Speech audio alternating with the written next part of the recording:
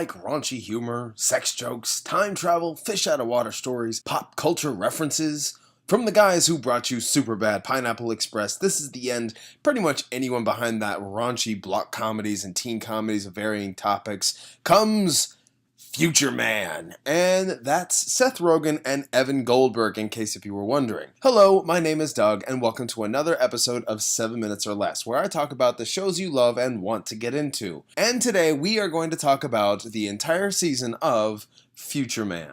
Future Man is about an underachieving janitor who is called upon to save the world, but not for no reason. When Josh Futterman, ironically played by Josh Huterson, because they're both named Josh. Get the irony?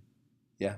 Oh, okay. All right, I'm going to shut up now. When Josh isn't cleaning up after people at Kronish labratories, he is playing a game, Biotic Wars, that is seemingly unbeatable, to which this is what he enjoys. Once he beats it, he apparently is the first one to ever do so.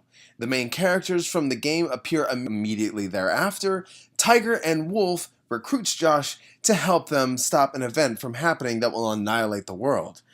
But things don't go according to plan when Tiger and Wolf find out that Josh is just an ordinary human being. This series is on Hulu. All 13 episodes, 30 minutes each, are on there for your viewing curiosity. All honesty, the content of this was a little unexpected. I mean, I should have known that this was a Seth Rogen and company kind of production to which you know what you're about to get. Raunchy comedy, sex jokes, language, and that's what this show is all about. It's not afraid or ashamed or interested in pulling any punches. When it wants to be gross, it's definitely gross. If it wants to be foul, it's definitely foul. But is it all in good taste?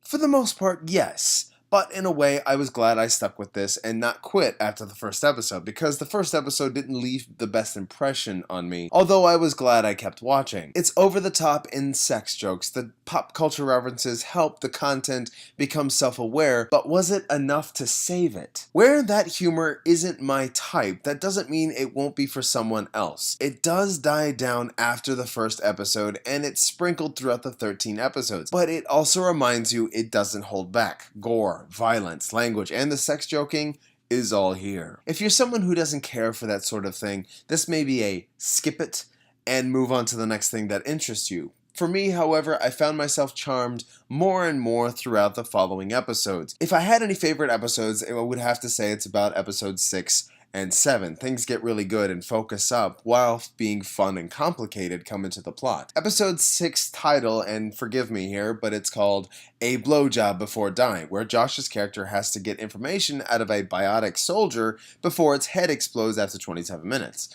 It's kind of a clever episode, and episode 7, Pandora's Mailbox, gets pretty fun as it is creative, using a certain celebrity director as a butt end of the joke, which I found funny, but rather a little tad overused. The episodes keep you interested as each situation go from bad to worst, a workaround, and then rinse and repeat. There are references to Last Starfighter, Quantum Leap, hell, a lot of Terminator references, homages, and plot devices. Josh is the straight man in this chaos, but still a stranger to it. The only thing that grounds him is the ability to keep his humanity in check while helping Tiger and Wolf understand the time zones they enter. Tiger and Wolf don't completely understand the real-world concepts and don't think twice about murdering people, thus causes a subplot to a cop trying to avenge his partner's death, often an inconvenience when it shows up, but it works well when it pops up. On a sad note, there was news of a death during filming. Glenn Headley died, and was due to be in more episodes after the 5 she did film. While this caused the writers to retool the remaining episodes she was supposed to be in, the rewrites are decent enough not to draw attention to this detail. Now, this is a piece of news that comes down to if you didn't know, you probably wouldn't have noticed, but it's always good to be in the know for these things. Future Man was actually a fun little raunchy comedy filled with sex jokes and depictions of sex, fun time travel concepts, pop culture references galore, and a story that suits itself in its self-awareness. There is some decent character development and surprising appearances like Haley Joel Osment and Keith David, in which they do a fair job being funny in a handful of episodes. And for that, I'm gonna give Future Man a B. Check out this one if you have a Hulu account and if this piques your interest. You know what you're in for now, and it won't bother you if you know what to expect, and it certainly will make you laugh, and if all what I've mentioned earlier is your type of show. Thank you all so much for watching, and if you like what you've seen here and you would like to see more, please like, share, and subscribe. Here's a few other things I think you may like, and as always, until next time.